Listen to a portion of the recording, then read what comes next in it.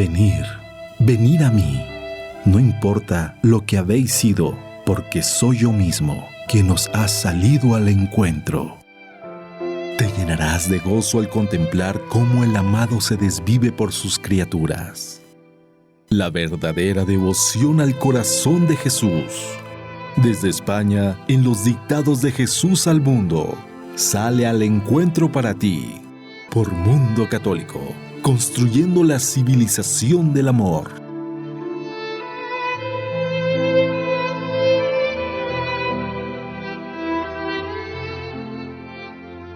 Un saludo a todos nuestros amigos y seguidores de la verdadera devoción al corazón de Jesús. Continuamos nuestro itinerario espiritual profundizando en la intimidad y en el conocimiento de los corazones de Jesús y de María, y lo vamos haciendo a través de estos mensajes, de estas palabras que ellos con tanto amor nos han dado y que tanto fruto también pues van produciendo y tanta ayuda, o nos sirven de tanta ayuda, ¿no?, para discernir en estos tiempos, en estos momentos, y para poder continuar pues esta senda de crecimiento espiritual y sobre todo esta senda específica que es lo central de la espiritualidad del cristiano, que es vivir el corazón de Jesús y el Inmaculado Corazón de María. Pues vamos a comenzar, como decía antes, con estos mensajes. El equipo que tenemos aquí con nosotros pues es el equipo habitual, siempre perseverante y siempre fiel. El de siempre. Encantados, pues, además. Encantados, sí. Óscar y Marisa. Buenas noches, José Antonio. Hola, buenas noches. Bueno, pues como decíamos, el primer mensaje del día de hoy es del 30 de mayo del 2006 de Jesús. ¿Por qué poner cortapisas al Espíritu? Si el Espíritu es enorme y quiere hacer grandezas con vosotros, ¿por qué no aceptarle? ¿Por qué ponerle freno? Mira, hija mía, dejaos manejar. Dejaos guiar por el Espíritu, que sea Él el que guíe vuestra vida, y en medio del pecado, en medio del fango, del horror, vendrá Él a liberaros y a elevaros hacia mí. Sin fuerza vosotros, con la fuerza de Él. Llamadle, Él vendrá. Espera vuestra llamada y vuestra aceptación, vuestra apertura a Él, a su fuerza. Dedicaos más a mí, no solo es hacer apostolado, es sobre todo hacer más oración. Dedicar largos ratos a escucharme. ¿Y por qué quieres, Jesús, que hagamos más oración?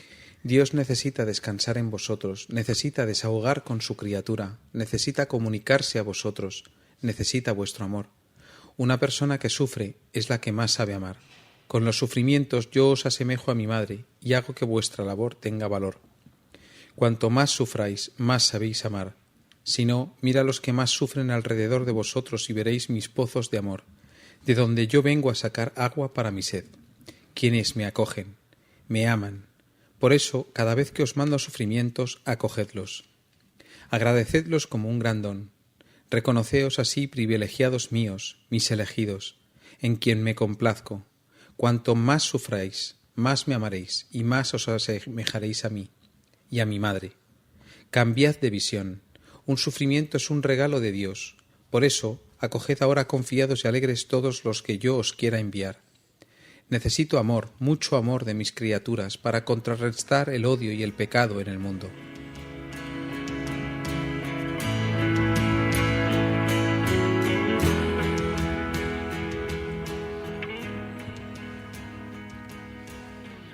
Pues tenemos este mensaje de una grandísima riqueza espiritual que contiene además, yo creo, algunas frases que incluso deberíamos de grabar a fuego en nuestros corazones y en nuestras mentes para que permanezcan siempre ante nuestra mirada y ante nuestro corazón, ¿no? Yo casi, pues, como decía antes, además son varios, ¿no? Hay varias cosas distintas, ¿no? En este mensaje, curiosamente, pues toca varios temas distintos. Y yo empezaría, pues, por el primero, ¿no? Por donde ha empezado también el Señor, ¿no? Y en el primer punto, pues, nos habla de la actuación del Espíritu Santo. El Espíritu Santo, que es el gran desconocido, el gran olvidado de la vida espiritual católica y cristiana en general, y que es el elemento fundamental de nuestra vida espiritual. Sin Espíritu Santo sin conocimiento, sin trato del Espíritu Santo, no se puede crecer en la vida espiritual. Se queda uno con una fe infantil, se queda con la fe de un niño pequeño, pero no crece espiritualmente si no acude al Espíritu Santo para que sea Él quien le vaya formando, enseñando, moviendo y haciendo crecer y robustecer esa fe, ¿no? Entonces, ¿qué es lo que nos recuerda Jesús? Lo que dice aquí Jesús es muy práctico, es algo que pues decía que debíamos de grabarlo y meditarlo, ¿no? y tenerlo presente, ¿no? Lo que dice es que el Espíritu Santo puede y quiere realizar obras grandes en nuestro interior. El Espíritu Santo, que como decía antes es muy desconocido, ¿no? Ni siquiera sabemos cómo imaginárnoslo, ¿no? Pero el Espíritu Santo está siempre, es esa comunicación de amor entre el Padre y el Hijo, que claro, como son un infinito el Padre y el Hijo, ese amor que fluye del Padre al Hijo y del Hijo al Padre, pues realmente es esa tercera persona, es tan inmenso y tan infinito, es esa tercera persona. Y esa tercera persona lo que está deseando es precisamente llevarnos al Padre y al Hijo, y por eso todo su afán, todo su deseo es pues transformarnos interiormente para llevarnos a Jesús y al Padre, ¿no? Entonces, por eso dice Jesús, pues el Espíritu Santo puede y quiere además realizar obras grandes en nuestro interior.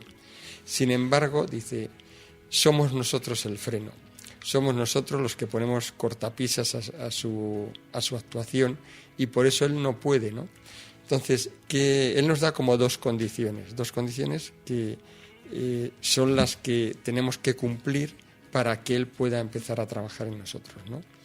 Y nos dice, el Espíritu Santo primero espera nuestra llamada y espera también nuestra aceptación.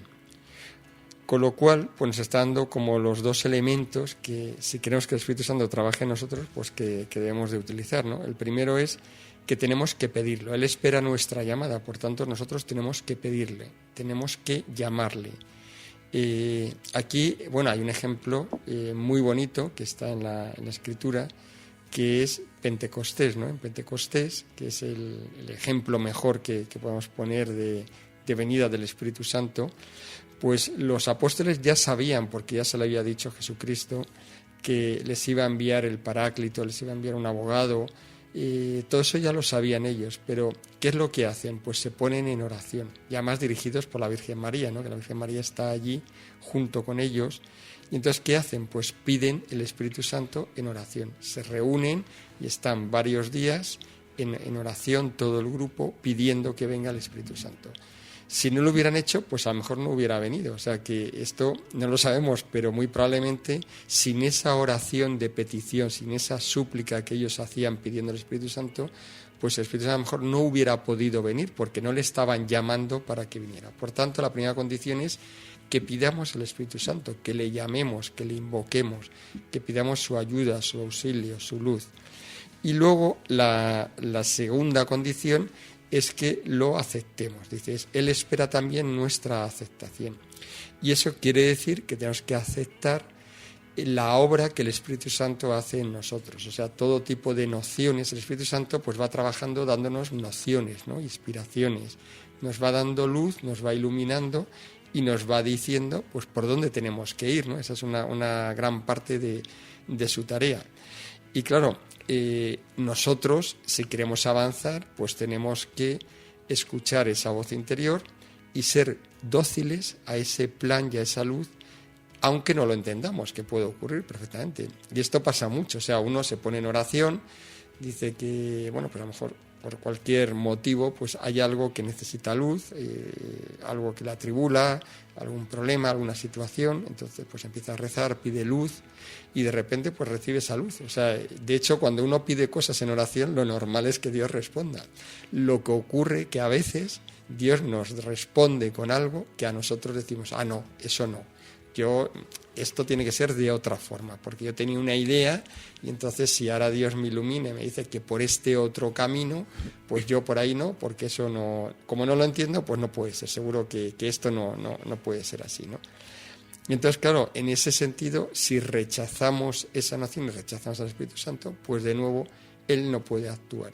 y de hecho queda frenado. O sea, el Espíritu Santo no viene si ve que rechazamos su actuación. Dice, ¿para qué voy a dar una noción, una luz, si va a ser rechazada y lo único que va a hacer es perjudicar a la persona? Por tanto, esto es muy importante, ¿no? O sea, para crecer en santidad tenemos que llamar al Espíritu, tenerle presente, pedir su auxilio y luego ser muy dóciles a su actuación. Si hacemos eso, creceremos en santidad a unas velocidades impresionantes, porque el Espíritu Santo nos lleva por la vía directa, además nos va a llevar al corazón de Jesús. Queremos amar al corazón de Jesús, entenderlo, vivir como Él, pues al Espíritu Santo, acudamos a Él, porque es el que nos va a enseñar. Por ejemplo, estos mensajes, si queremos realmente asimilarlos y hacerlos vida, necesitamos la ayuda del Espíritu Santo. Un mensaje leído así en frío, pues lo que tiene es nuestro entendimiento y le va a sacar el fruto de nuestro raciocinio, ¿no? de nuestra experiencia y poco más. Pero si pedimos que el Espíritu Santo nos grabe ese mensaje en nuestro corazón y nos lo explique, le vas a sacar muchísima más fuerza y va a producir un fruto de conversión en nuestro interior muchísimo mayor. Fíjate, José Antonio, que cuando leía este mensaje se me venía la frase, creo que de San Francisco de Asís, de que el amor no es amado. Yo me he fijado en la segunda parte del mensaje, en la parte en la que habla de la oración y el sufrimiento, ¿no?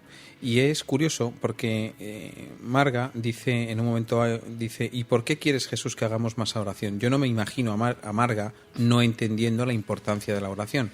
Ella sabe que la oración es importante y sin embargo le pregunta al Señor, ¿y por qué quieres, Jesús, que hagamos más oración?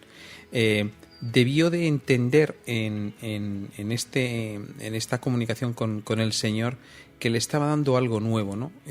O un matiz nuevo, un matiz distinto, un matiz más importante, ¿no? Que ella captó y que quiso preguntarle al Señor, ¿por qué quieres que hagamos más oración, ¿no? Pues porque el Señor se siente solo. Es muy bonito como lo describe, ¿no? Después dice, una persona sufre es la que más sabe amar, ¿no? Y después más adelante viene a decir como pues que necesita nuestro amor, ¿no? Se siente, pues eso, está solo, ¿no? Está solo sobre todo, y después lo entronca con el tema del sufrimiento. Está solo en el sufrimiento. El mundo se ha entregado al placer, al hedonismo, y el Señor lo que necesita es gente que quiera amarle, pero amarle, pues eso, aceptando la cruz que nos pueda llegar todos los días, ¿no? Hasta el punto de decir que el sufrimiento es un regalo de Dios, y esto puede ser contradictorio o puede escandalizar a mucha gente, incluso no sé si alguno de nuestros oyentes, ¿no? Un sufrimiento es un regalo de Dios. Claro, hasta que no lleguemos al cielo no nos daremos cuenta de esto, ¿no? Que el sufrimiento realmente es un regalo de Dios porque nos hace semejantes a Él, nos hace corredentores con Él y nos hace participar del amor con mayúsculas, ¿no? Yo pensaba cuando me pongo a rezar, ¿no? Siempre me gusta invocar, ¿no? Al Espíritu Santo, ¿no? Y yo pienso que hay una manera, ¿no? Para que el Espíritu Santo siempre venga, ¿no? Y es pedirlo por intercesión de su amadísima esposa, la Virgen María, ¿no? Que donde está María está el Espíritu Santo, pues como en Pentecostés, ¿no? Como nos ha contado José Antonio. Después también pues veía, ¿no? Qué bonito, ¿no? Qué bello que la oración pues no sea solo para recibir nosotros, sino qué bello, ¿no? Cuando vayas a la oración con tu sequedad, que a veces te da la sensación de que no eres más que el banco que estás ahí en la iglesia, pero saber que estás consolando a Dios, ¿no?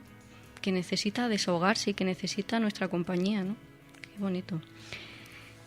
Y también veía, pues eso, lo del tema del sufrimiento, ¿no? Pues que decía que lo acojamos como un regalo de Dios, ¿no? Si nos damos cuenta, pues no nos está pidiendo nada que no haya hecho Él antes, ¿no? Si recordamos en la última cena, pues su actitud era, dice, he deseado ardientemente cenar esta Pascua con vosotros, ¿no? Y bueno, yo creo que si nos tomamos la cruz así, pues sufriremos, pero al mismo tiempo pues seremos felices, ¿no? Porque sentiremos el consuelo de Dios, igual que lo sintió Jesús. Sí, la verdad es que estos mensajes darían para mucho. Yo, cuando Jesús habla de esa necesidad, ¿no? Dice, Dios necesita descansar en vosotros, necesita desahogarse con su criatura, necesita comunicarse a vosotros, necesita vuestro amor. Y claro, ¿qué nos dice esto en el fondo? Pues lo que nos dice es que ¿no tiene acaso Jesucristo un corazón de hombre auténtico y verdadero?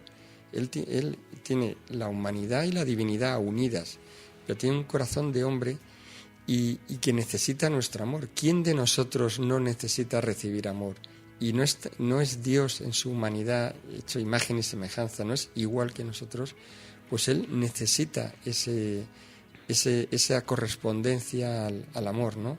Nos ama con amor infinito, pero a la vez siente esa necesidad y sufre también. O sea, como Él sufría también cuando estaba aquí en la tierra, y en el Evangelio pues vemos como Él pues sufría todo, ¿no? Sufría las traiciones, sufría con los abandonos, claro que perdonaba y que amaba y seguía amando, pero Él en su interior pues sentía todo esto. Entonces, para aquellos que queremos ser verdaderos amigos del corazón de Jesús, verdaderos amigos del Señor, entrar en esa relación íntima, pues todo esto, claro que nos aplica. ¿Cómo vamos a dejarle solo, sabiendo que Él necesita también de nuestro amor? Nosotros, claro que necesitamos de Él, y muchísimo, pero es que Él también necesita de nosotros. ¿Cómo no vamos a ir? O sea, esto es lo que debemos de tener siempre presente cuando en estos días, ¿no?, que pues de agobio, de muchas veces de prisas, ¿no?, de poco tiempo, ¿no?, que esa es la gran batalla. Si en el fondo a veces la santidad está en estas cosas pequeñas, ¿no?, que es si todos los días soy capaz de ser fiel a mi Señor y al corazón de Jesús, si todos los días esa batalla de sacar ese tiempo y decir, da igual lo que me ocurra, da igual los problemas, pues yo qué sé, las 2 horas o 3 a lo mejor que tengo de transporte para ir de un sitio a otro, pero yo voy a sacar este tiempo para estar con Él, para acompañarle, simplemente para tener el trato con Él de amor, de recibir su amor y de entregarle su amor, ¿no? Y ya por terminar, porque se nos va terminando el tiempo, el último punto, pues la verdad es que es otra bomba, ¿no? Es una bomba auténtica, ¿no? Estas frases, ¿no?, que decía que habría que grabar, porque claro, como el mundo nos da una visión tan distinta de esto, ¿qué dice el mundo? Pues lo contrario, ¿no? Cuando dice Jesús, la persona que sufre es la que más sabe amar. Cuanto más sufráis, más sabéis amar. Un sufrimiento es un regalo de Dios. Acogerlos confiados. Pues claro, es una enseñanza, pues lo contrario. Y claro, aquí es cierto que puede causar cierto escándalo, hay que entenderlo también, ¿no? Hay que entenderlo todo esto dentro de lo que es el ser cristiano y el amor de Jesús, ¿no? Pero es una cosa que se entiende también, y es lo siguiente, que es que cuando uno sufre, ese sufrimiento purifica mucho interiormente, porque nos despoja de nuestro egoísmo y sobre todo nos hace estar mucho más abiertos al sufrimiento del otro. Cuando nosotros estamos plenamente felices, contentos, no nos pasa nada, nos sonríe la vida en todo, tenemos dinero, todo el mundo nos quiere, etcétera, qué fácil es volverse insensible a la necesidad del otro, porque nosotros estamos en nuestro mundo tan felices, tan contentos, que nos cuesta muchísimo entender la necesidad del otro. En cambio, cuando estamos en ese sufrimiento y en esa cruz, en cambio, qué sensibilidad tan grande para poder ver el sufrimiento del otro. Nuestra sensibilidad es otra cosa totalmente distinta, ¿no? Y si no nos hundimos, si no nos cerramos en ese dolor y somos capaces, con la fuerza del corazón de Jesús, de aceptar esto, entonces qué riqueza, porque eso es lo que nos va a abrir la puerta para ir primero para entender a Jesús, claro que sí, porque entenderemos mucho mejor el sufrimiento de Jesús, estando nosotros también en la cruz, ¿no? Y podemos amarle mucho más, pero también podremos salir en auxilio de muchas otras personas. Y ya por terminar, pues me viene a la mente la Beata Teresa de Calcuta. Luego ya después de que fuera beatificada han ido saliendo, pues se ha conocido mucho mejor cómo era su vida interior. Tenemos una imagen de ella, pues más de esa actividad continua, más de tipo humanitario, ¿no?, de ayuda a los más desamparados, y parece como que ese es su carisma esencial. Pero no es cierto, o sea, eso es algo que es lo que llamaba más la atención, era lo más visible, externo, pero cuando se ha conocido su vida interior, lo que se ha descubierto es que ella pues vivía en un sufrimiento interior tremendo, que era la ausencia total de Dios. Ella estuvo casi 40 años de una sequedad total y absoluta, de una oscuridad interna y de un no ver a Dios durante todos esos años seguidos, ¿no? ahora no da tiempo tampoco para... Pero ella al final, después de mucho sufrimiento de muchos directores espirituales, al final fue entendiendo que el Señor le había dado esta, llamémosle, cruz penosísima, muy penosa. Solo el que ha pasado por ello pues puede entender un poco lo que significa eso, ¿no? Estas noches oscuras del espíritu, ¿no? Durísimas, ¿no? Y ella entendió que todo ese sufrimiento el Señor se lo daba para que realmente pudiera entender el sufrimiento tan grande que tenían los desamparados a los que ella acudía a ayudar y a acoger en sus casas.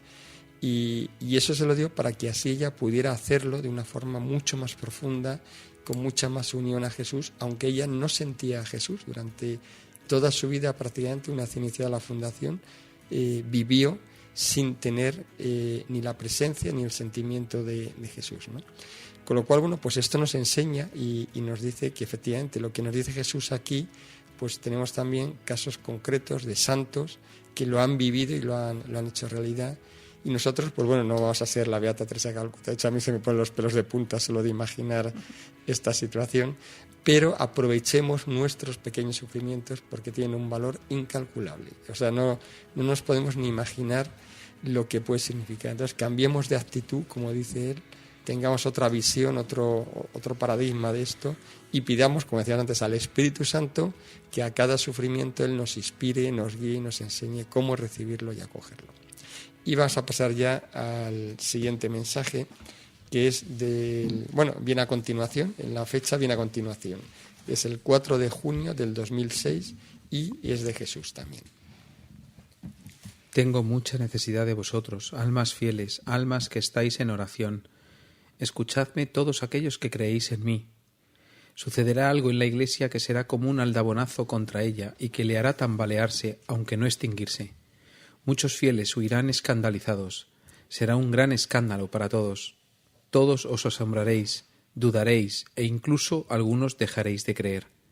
Es un gran escándalo dentro de mi Iglesia que será azuzado por los medios de comunicación y de convencimiento social. ¿Y qué es lo que escandalizará tanto a los fieles? El gran cisma, a partir del que se separará la verdadera Iglesia de la falsa. ¿Y eso es lo que dices que está próximo? Sí. Llega el momento en que se echarán sobre vosotros diciendo: ¿veis? La Iglesia se ha modernizado, ha cambiado adaptándose a los tiempos. Abandonad el oscurantismo, venid a la verdad. Ved cómo se incorporan ahora los alejados, cómo hay verdadera caridad. Dejad los ritos viejos, venid al nuevo. Los preceptos han sido abolidos a favor del amor. Estad prevenidos, cuando os echen de la sinagoga, alegraos, está cerca el reino de Dios. Necesito bastiones fuertes que indiquen el camino a las perdidas ovejas. Las gentes vagarán como ovejas sin pastor. Indicadles dónde está la verdad. Abrid vuestras casas a todos. Yo os enviaré a mis hijos perdidos. Otros salid a buscarlos.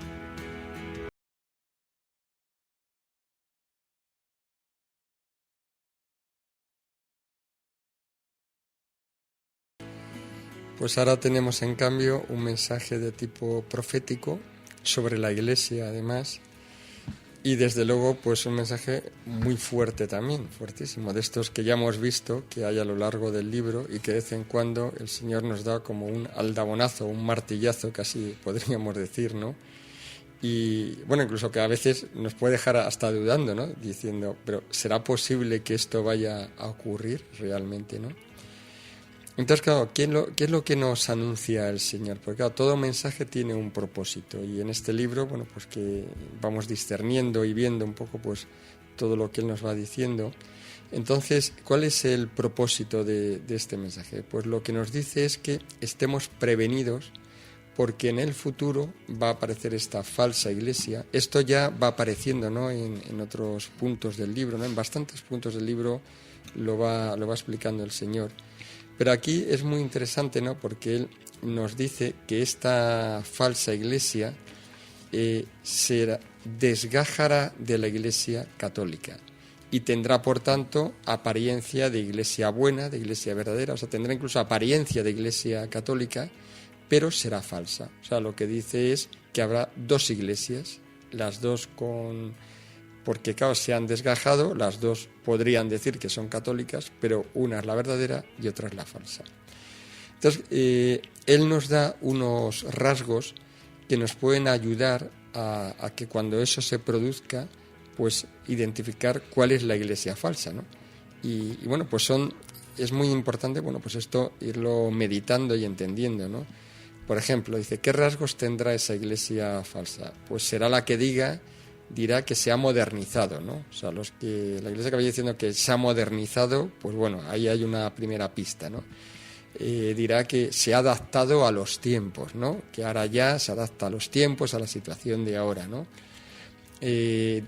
Por ejemplo, dirá, ahora es cuando se incorporan los alejados, ¿no? Los que no estaban en la iglesia, pues empiezan a venir a esa falsa iglesia, ¿no?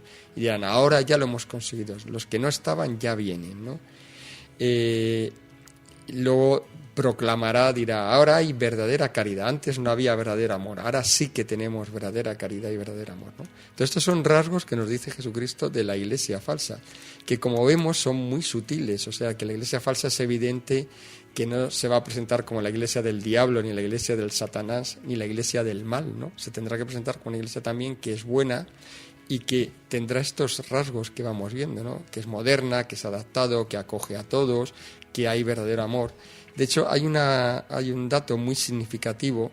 Al final dice Jesús, en esta iglesia se dirá, los preceptos han sido abolidos a favor del amor. Esta frase es muy importante porque lo que subyace es un poco que quitará los mandamientos y dirá que el amor es lo más importante, que por supuesto que el amor es lo más importante, pero claro, los mandamientos hay que cumplirlos, porque si no uno se sale de la senda de salvación. Y aquí pues parece que nos da una pista muy importante también de que irán por ahí, ¿no? O sea, los preceptos han sido abolidos a favor del amor. Y entonces como el amor es lo más grande, el amor lo puede todo, y ese será un poco el mensaje de propaganda y el banderín de enganche, ¿no? para todos, ¿no? Entonces, claro, estos rasgos que nos va diciendo Jesús, claro, dice, será pronto, dice Jesús, sí, pero bueno, ya sabemos que estos prontos, bueno, pues en el tiempo del Señor, pues no se sabe, por tanto tampoco podemos especular sobre ello. Lo que sí podemos decir es que estos rasgos que va previniendo el Señor, pues es cierto que ya en algunas partes de la Iglesia ya se dan, o sea, que hoy día podemos encontrarnos, pues por ejemplo, pues en fieles o en órdenes religiosas también, o en sacerdotes o obispos, pues personas que hablan de estas cosas y que las sustentan y las defienden, ¿no? Afortunadamente, pues bueno, no es esto la actitud de la Iglesia, y está claro pues lo que es el dogma de fe. Y hace poco, creo recordar, pues corregía, por ejemplo, el cardenal Müller, el prefecto de la Congregación para la Doctrina para la Fe, pues enviaba una carta muy dura, hacía tiempo que no se recordaba una carta tan dura, a las órdenes religiosas americanas, a todas las monjas americanas que tienen una asociación, y pues diciéndonos unas cosas muy duras acerca de cómo estaban separadas o desviadas en una serie de puntos de doctrina importantísimos, y que por tanto que tenían que corregir eso, que ellas estaban sustentando y enseñando una serie de cosas de doctrina que estaban en contra del dogma y de la fe católica, ¿no? Por tanto vemos que en la Iglesia efectivamente pues sí hay grupos que sustentan esto, pero bueno, que en este momento pues efectivamente son grupos, llamémosle, aislados, ¿no? o situados. Pero bueno, por eso quiere decir que esto no es tampoco ciencia ficción, o sea que de alguna forma pues hay un caldo de cultivo ahí, y que por tanto el Señor cuando nos advierte de esto pues es que podría llegar a pasar, ¿no? No sé si terminar ya, porque nos hemos quedado sin tiempo, pero a mí me gustaría recordar o remarcar una parte del mensaje importante, que es cuando Jesús, o sea, es como si nos quisiera preguntar qué hay que hacer cuando llegue este momento, ¿no? Y dice Jesús, necesito bastiones fuertes que indiquen el camino a las perdidas ovejas. Esto es muy importante, porque cuando llegue este momento va a ser muy fácil que la gente se pierda, y para eso pues tenemos que estar preparados.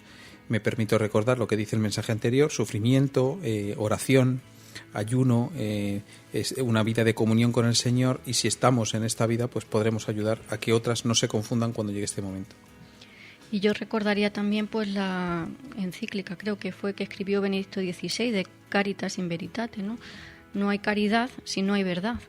Entonces, pues nos puede resultar a lo mejor misericordioso no decir a un enfermo que lo está, pues para no herirle y no hacerle pasar un disgusto, pero tenemos claro en ese caso que si no se lo decimos no podrá poner un tratamiento y un remedio, ¿no?, para su curación. Pues lo mismo pasa en el nivel espiritual, ¿no? Si no damos la verdad a una persona que está confundida, pues no puede salvarse. Ni hay verdadera caridad. Ni hay verdadera caridad, efectivamente. Bueno, vamos a hacer un descanso musical y continuamos ahora enseguida en la segunda parte.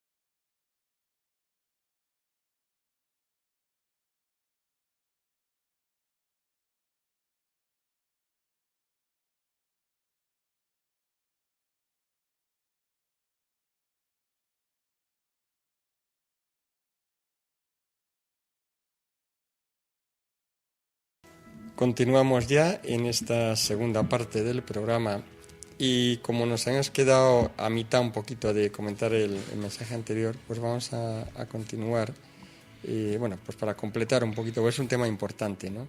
Y también para reforzar esto, que también es muy interesante, para ver también si hay algo de esto también en la Escritura, ¿no? Si cuando Jesús habla de este cisma, de esta falsa iglesia, pues también en la Escritura, ¿qué dice la Escritura sobre este tema, ¿no? Entonces, bueno, por completar lo del mensaje anterior, hay otro rasgo también que el Señor nos avisa, ¿no? Y nos da una pista también. Y la advertencia que nos hace, dice, es que esto va a ser como un auténtico shock para todos los fieles, ¿no? Habla de que la Iglesia se tambaleará, que saldrá a todos los medios de comunicación, pero dice esta frase, dice, todos os asombraréis. Y luego, porque vamos a ver, porque en la Escritura sale una frase similar, además es muy interesante el paralelismo que hay, ¿no? Pero dice textualmente Jesucristo, dice, todos os asombraréis, todos dudaréis, y algunos dejaréis de creer por el escándalo que va a suponer esto, ¿no? Por tanto, quiere decir que esto va a tener una categoría o sea, que realmente nos va a sorprender, que nos va a asombrar a todos y que nos va a hacer dudar. O sea, que va a ser algo que nos va a hacer tambalear a la Iglesia, pero también a cada uno de los fieles y a cada uno de nosotros, ¿no? Por tanto, nos avisa ya que esto, pues que va a ser algo de mucho calado y que, por tanto, pues que estemos preparados, pero sobre todo que no nos sorprenda. O sea, que cuando ocurra, pues que no dudemos y que busquemos y discernamos, ¿no? Entonces, como decía antes, pues vamos a ver un poco también lo que dice la Escritura acerca de esto, ¿no? Entonces, en concreto, la falsa iglesia, vamos a hablar del libro del Apocalipsis. El Apocalipsis, como hemos dicho ya en alguna ocasión anterior, es el libro fundamentalmente de la parusía del Señor, de su segunda venida, donde pues recoge todo lo que es el gran conflicto final de fin de los tiempos entre el anticristo y la iglesia perseguida y la venida del Señor, que pone fin a esto para instaurar el reino de Cristo en la tierra, que ya hemos comentado también pues en otros mensajes, ¿no? que hablaban también de este tema, ¿no? Entonces, en el Apocalipsis pues nos encontramos la falsa iglesia. En concreto, ¿dónde está esto? Esto, claro, ahora tampoco nos da tiempo a explicar en profundidad, pero bueno, los exégetas, ya sabemos que el Apocalipsis es un libro complejo, ¿no? Que ha sido estudiado por muchísima gente, pero bueno, parece que hay cierto acuerdo en un poco en este punto en concreto, ¿no? Estamos hablando del capítulo 17, cuando habla de la Gran Babilonia. Y entonces, bueno, no voy a leer todo, pero voy a leer lo más significativo, ¿no? Para que nos hagamos una idea de qué dice la Escritura sobre este tema, ¿no? Entonces, en este capítulo 17, uno de los 7 ángeles le habla a San Juan y le dice, ven, te mostraré el juicio de la gran ramera, la que se sienta sobre muchas aguas. Con ella fornicaron los reyes de la tierra, y con el vino de su fornicación se embriagaron los habitantes de la tierra. Y entonces, a continuación, luego vas a explicar un poquito esto, qué significa en lenguaje bíblico todos estos temas de la ramera, de la fornicación, los reyes de la tierra, etcétera, ¿no? Entonces, a continuación, explica San Juan lo que él ve. Entonces, él ve, dice, yo vi una mujer sentada sobre una bestia color escarlata. La bestia está llena de nombres blasfemos, tenía 7 cabezas y 10 cuernos. Y la mujer estaba vestida de púrpura y escarlata, adornada con oro, piedras preciosas. En su mano tenía una copa de oro rebosante de abominaciones y de las inmundicias de su fornicación. Y en su frente tenía escrito un nombre, Misterio, la Gran Babilonia, madre de las rameras, de las fornicaciones y de las abominaciones de la tierra. Y vi a la mujer ebria con la sangre de los santos y con la sangre de los mártires de Jesús. Y aquí una frase muy importante que nos sonará, dice, y al verla me sobrecogió un asombro muy grande. Nos suena esto, ¿no? Del asombro, ¿no? Que es lo mismo que nos dice Jesús, que nos asombraremos cuando veamos todo esto del cisma y de la falsa iglesia, ¿no? Pues efectivamente en el lenguaje bíblico el tema de la mujer aparece también como figura de la iglesia. precisamente un poquito antes, en unos capítulos anteriores, ha hablado de la otra mujer que aparece en el Apocalipsis, ¿no? Esa figura de la mujer revestida de sol, que da a luz con dolor y que está alumbrando pues el pueblo nuevo, y que también todos los exégetas y santos padres pues también identifican no solo con la Virgen María, que también puede ser, sino también con la Iglesia, con el pueblo nuevo y con la Iglesia, ¿no? Por tanto, la mujer es figura de la Iglesia. Bueno, pues en este caso, cuando se habla de ramera, o sea, de mujer ramera, lo que está hablando es de una Iglesia que se junta y se alía con el poder político y el poder terrenal. Por eso dice que cuando esta expresión fornican con los reyes de la tierra aparece siempre en el Antiguo Testamento, ¿no? Y siempre se refiere a este aspecto, ¿no? Que es cuando, llamémosle, la religión pues se junta y se une y se pone de acuerdo, ¿no? con el poder terrenal, ¿no? Por tanto, pues aquí nos está mostrando, de hecho dice que esta mujer, esta ramera, además está ebria con la sangre de los santos y con la sangre de los mártires de Jesús, o sea que es la que persigue a los mártires, por tanto a los que pertenecen a la otra iglesia, a la verdadera iglesia, ¿no? Y San Juan, él debe de ver o entender algo, pues porque se asombra tremendamente, ¿no? Y el asombro es precisamente por eso, porque lo que ve es una figura de iglesia que parece buena, pero que realmente pues es una iglesia blasfema y que está en unión total con el poder del anticristo, que es lo otro que también podemos acudir también para completar esta explicación. Y es que en el Apocalipsis también nos habla que junto al poder del anticristo, que es la primera bestia, en el Apocalipsis pues nos habla de otra bestia, ¿no? Es una bestia, esto está también pues a partir ya del capítulo 13. En el capítulo 13 dice: vi otra bestia ascendiendo desde la tierra, tenía 2 cuernos semejantes a los de un cordero y hablaba como un dragón, y ejerce toda la autoridad de la primera bestia en presencia de ella, y aquí viene lo importante, y hace que la tierra y sus habitantes adoren a la primera bestia. Dice, realiza grandes signos hasta hacer descender fuego del cielo a la tierra frente a los hombres, y seduce a los habitantes de la tierra por medio de los signos que se le concedieron hacer en presencia de la bestia. Por tanto, dice más cosas, pero bueno, por no alargar, lo que está hablando esta segunda bestia que tiene 2 cuernos, esto también simboliza en el Antiguo Testamento es el poder sacerdotal también. Por tanto, quiere decir una bestia de tipo religioso. La primera es la que tiene el poder militar, terrenal y político, y la segunda bestia es la que tiene la autoridad religiosa, ¿no? El poder espiritual y religioso.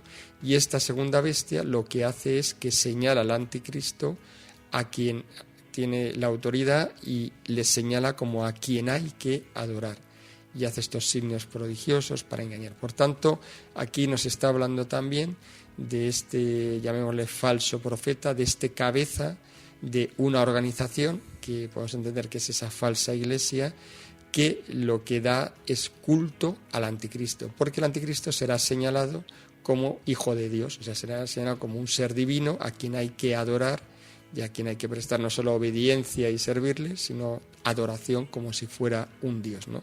Este va a ser el gran conflicto de este fin de los tiempos, y es ahí donde, pues esta falsedad va a tener este papel maligno totalmente, ¿no? De engañar y de llevar a todas estas, a cuantas más almas mejor, pues para llevarlas hacia el anticristo, pero seducidas como un poder religioso, ¿no? Como una apariencia de bien y como si él pues fuera un salvador, ¿no?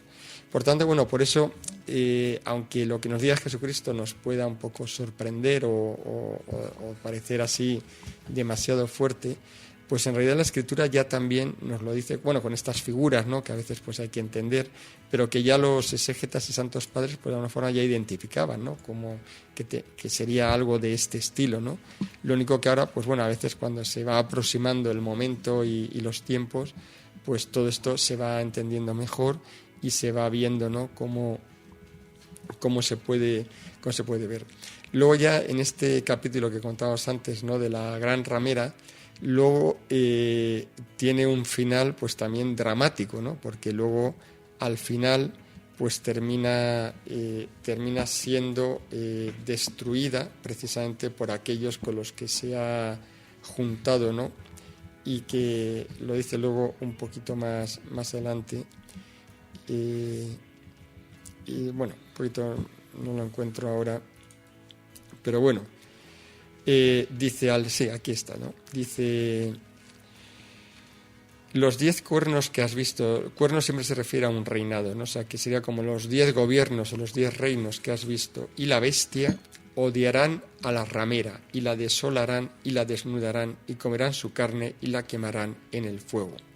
Por tanto, quiere decir que al final terminarán volviéndose contra esta falsa iglesia que les ha servido y les ha ayudado en su propósito, y al final pues terminarán también pues destruyéndola y persiguiéndola, ¿no? Justo fin también pues a ese propósito malvado que, como decía antes, pues ha hecho que puedan perderse pues muchas almas, ¿no? A través de esta falsa iglesia. Por tanto, bueno, pues simplemente aprovechemos tanto esta revelación privada, estas advertencias que nos da Jesús, y también todo el conocimiento y la sabiduría que nos da la Escritura, para poder discernir y sobre todo pues tener el criterio para saber dónde hay que estar y a quién hay que seguir. Y ya vamos a pasar al último mensaje de este programa. Este último mensaje, bueno, vamos a dar 2 mensajes porque van seguidos y tienen también cierta relación. Los mensajes son del 8 de febrero del 2007 y del 18 de febrero del 2007. Son también de Jesús. Te planté en mi corazón. Por fuera eras débil. Por dentro tus raíces son muy profundas. Te trasplanté a los hombres, alejada de mí. Por los que te ofreciste, creías morir. Vuelve a mi corazón, vuelve a mi corazón. Si mi mano no viene y te toma, te saca y te trasplanta a tu lugar de origen, tú morirías en este erial. Hija, tú eres importante en mi plan de salvación. No te dé miedo. Yo sabía cómo eras y así te escogí.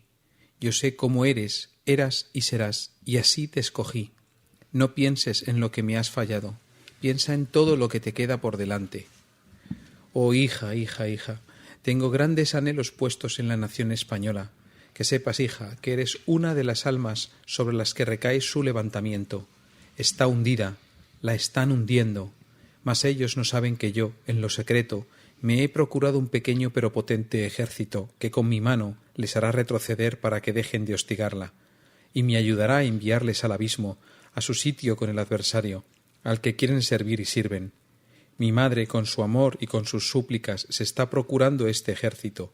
¿No lo notáis? ¿No os vais concienciando? Personas iguales como un calco de aquí y de allí, con el mismo deseo en sus almas. ¿Quién se lo ha puesto ahí? La Madre de Dios. Mirad, las pequeñas diferencias entre unos y otros caerán para uniros realmente en lo que os une, cuando se recrudezcan más los tiempos, y unidos haréis la fuerza. Sí, es cierto lo que ves como a ráfagas estos días. Guerra en España y confusión aquí y allí, llanto, dolor, rechinar de dientes, temor, confusión. Las gentes huirán despavoridas sin saber a dónde ir. Pero mírate a ti y a los tuyos, firmes, sin miedo, con amor, acogedores de todos, encauzadores de sus llantos y temores. Mira en esa montaña el refugio, mira cómo sobre él no cae el temor, mírale salvado del abismo, librado de perecer. Ese monte es mi corazón, el refugio es el corazón de mi madre. Venid a mí a través de ella y no tendréis nada que temer.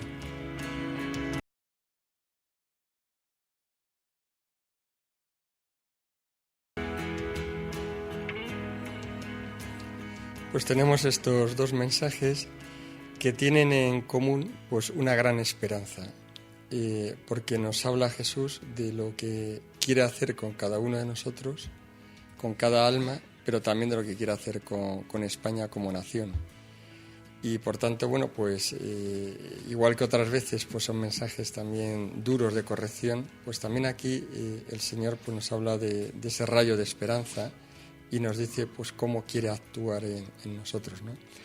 Por comenzar por lo primero, Bueno, es muy bonita esa imagen que él da de nuestra alma plantada en el corazón de Jesús. De hecho, hay una nota que dice Marga que en ese momento, cuando recibió el mensaje, ya se veía como trasplantada, como si fuera una planta dentro del corazón de Jesús, cuyas raíces estuvieran enraizadas en el corazón de Jesús. Una imagen muy bonita, ¿no?, para entender cómo debería ser nuestra vida espiritual, ¿no?, enraizado, ¿no?, con la raíz, recibiendo la vida desde el corazón de Jesús, ¿no? Y lo que le dice, pero aquí lo importante es que este mensaje que va dirigido a Marga, ¿no?, y Jesús le va hablando a ella, pero lo que Jesús le dice a Marga es perfectamente aplicable para cada uno de nosotros. Por tanto, lo que le dice a ella nos lo podemos aplicar a nosotros. ¿Y qué nos dice Jesús a nosotros? Pues nos dice que eres importante en mi plan de salvación, o sea, que somos importantes, ¿no?, para ese plan que Él tiene.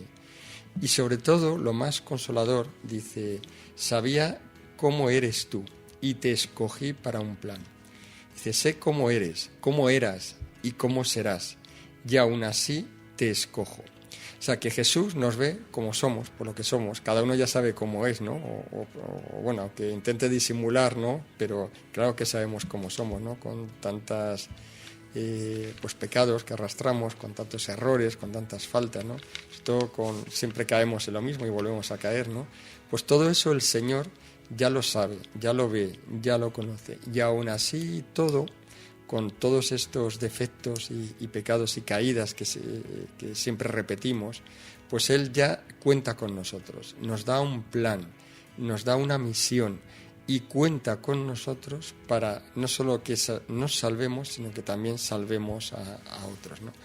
Entonces, qué consolador es saber, pues a veces puede ser muy torturador, ¿no?, esa experiencia de ver que a lo mejor entiendo que se me ha encomendado algo, que tengo esta misión, y esta misión puede ser tan sencillo como mi propio matrimonio, mi propia familia, la educación de mis hijos, o soy profesor y la educación pues de los niños que tengo bajo mi cargo, o soy sacerdote y es mi parroquia y las almas que tengo en ella, y etcétera, etcétera, ¿no? Entonces es muy consolador saber que incluso en esta misión y en estos fallos que vemos continuamente, ¿no?, o a veces esa sensación de que no alcanzamos lo que el Señor nos pide, pues como Él todo eso ya lo sabe, o sea, Él ya cuenta con todo eso, y aún así todo sigue confiando y nos sigue, y lo único que nos pide es vuelve a levantarte, vuelve a reiniciar, continúa, no te pares, continúa, ya sé que eres así, ya sé que te caes, ya sé que te vuelves a caer, pero tú continúa, que yo te amo, confío en ti y sé, y este plan lo voy a hacer aún a pesar de todo esto, porque el Señor al final termina realizando su plan a pesar de nuestras caídas, si nosotros volvemos de nuevo a Él, que esa es la condición. O sea, la condición es que no nos abandonemos y no le abandonemos al Señor, ¿no?, sino que permanentemente volvamos otra vez, y aunque caigamos 1000 veces, Él ya cuenta con esas 1000 caídas. Lo único que pide es vuelve otra vez a mí, porque yo lo voy a completar, y voy a completar lo que tú no has podido hacer, ¿no? Y después una frase tan bonita, ¿no? No pienses en lo que me has fallado, que decías. Esto yo creo que esta frase la tendríamos que enmarcar. No pienses en lo que me has fallado, piensa en todo lo que te queda por delante. Deberíamos enmarcarla y deberíamos tenerla en nuestro escritorio, en cualquier sitio, ¿no? Porque es tan bonita. Como esta es la demostración de que la confesión, de que el sacramento del perdón es una maravilla. No pienses en lo que me has fallado, no hay que pensar en todo lo que le hayamos podido fallar, solo piensa en lo que te queda por delante. Yo no tengo más que decir. Bueno, y luego ya por completar, y luego habla Jesús de España, entonces bueno, pues en este caso, aunque Jesús vuelve a insistir con España, que también podríamos decir aplica a muchas otras naciones, o sea que en el fondo la situación y la actitud de España pues cada vez se va extendiendo más, actitud digo pues de rechazo del Señor y de mayor pecado y mayor apostasía, ¿no? Y pues eso también es propio de muchas otras naciones, que cada vez se extiende más, por tanto lo que le dice a España pues también puede aplicarse a las demás naciones. Y bueno, pues lo que nos dice es que no nos deja solos, ¿no? Y incluso, y aquí es muy interesante porque entendemos también el propósito de este libro, ¿no? Lo que dice es que a pesar de esta dureza de España, pues que él sigue buscando los medios para levantar a España, ¿no? Y entonces lo que le dice a Marga es, dice, este libro que en aquel momento, cuando se lo dice, todavía no existía, ¿no? Porque estamos hablando del 2007 y el libro se publica a finales del 2009, por tanto, pero bueno, el Señor ya sabía que se iba a publicar, pero le dice que estos mensajes, pues que son parte de los medios que el Señor nos va a dar para poder levantar a España, o al menos una parte de España, ¿no?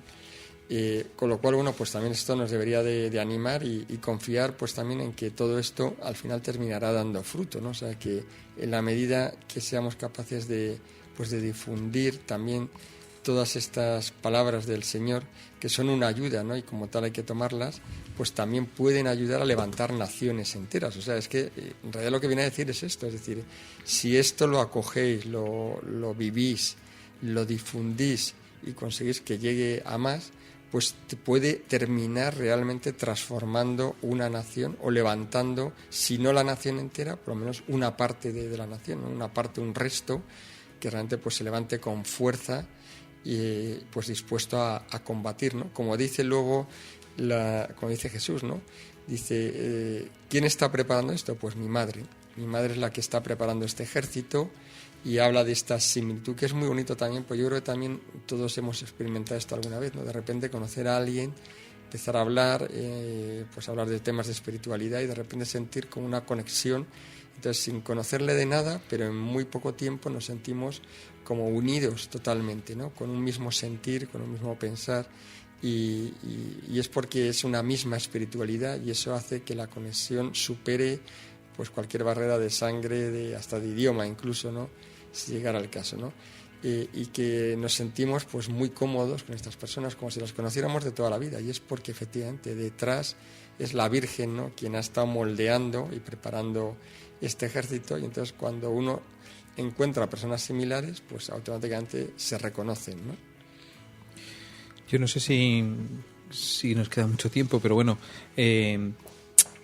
insistir en esto que estás diciendo, ¿no? En la gracia que tenemos de que el Señor nos esté dando estos mensajes referidos a España, al mundo hispano, en realidad. Yo creo que podríamos traducirlo como el mundo hispano, ¿no? Todo lo que es la hispanidad.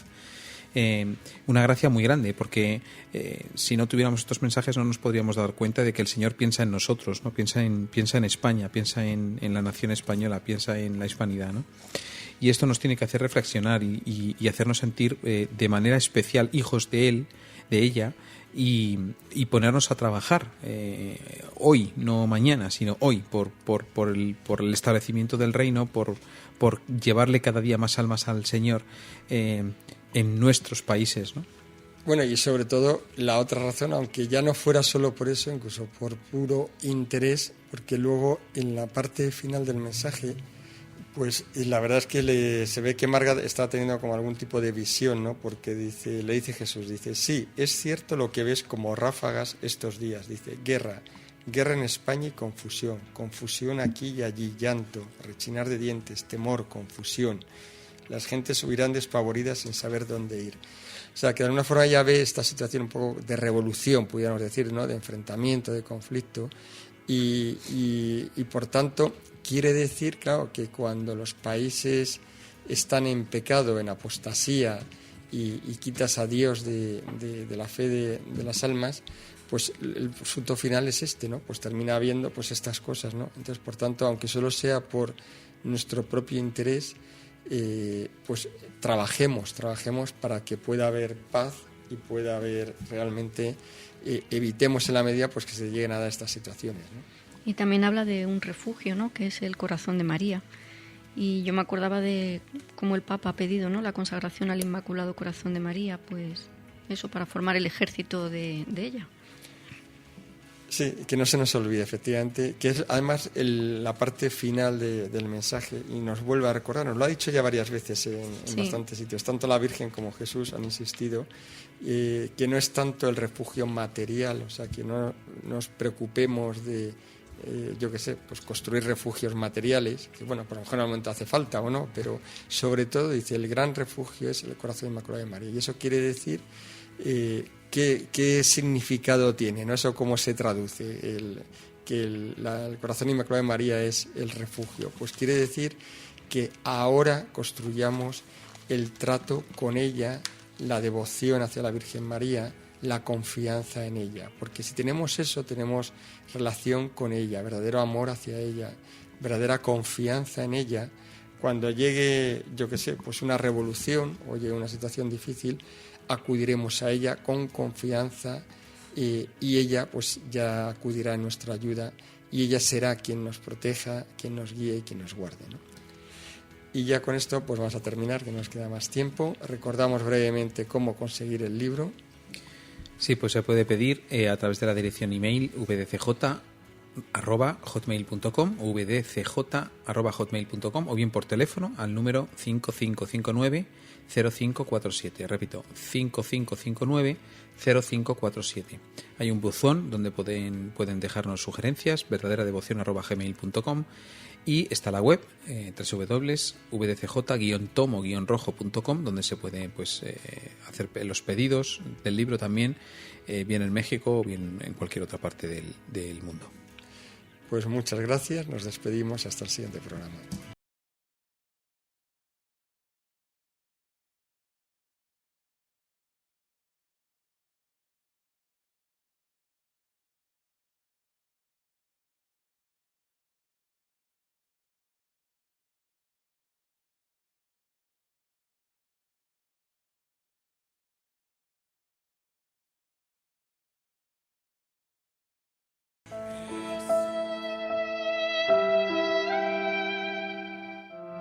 Venid, venid a mí, no importa lo que habéis sido, porque soy yo mismo quien os ha salido al encuentro. Te llenarás de gozo al contemplar cómo el amado se desvive por sus criaturas. La verdadera devoción al corazón de Jesús.